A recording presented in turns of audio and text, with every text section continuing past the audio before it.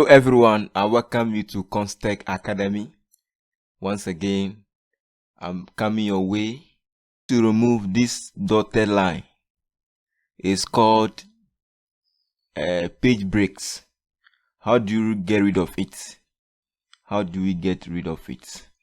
So there are so many ways you can get rid of this, but today I'll focus on the first and easier way. You can also use VBA Pro to achieve that. Okay, without wasting much time, let's do this.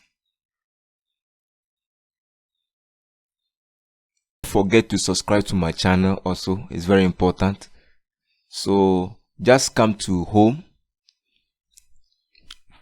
come to file, and go to options.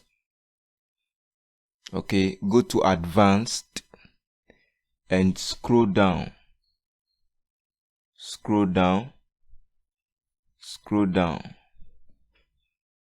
scroll down,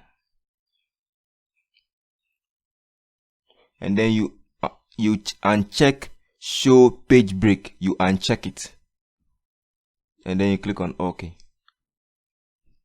You will not see that line again. Thank you very much. Don't forget to subscribe to my channel. Thank you.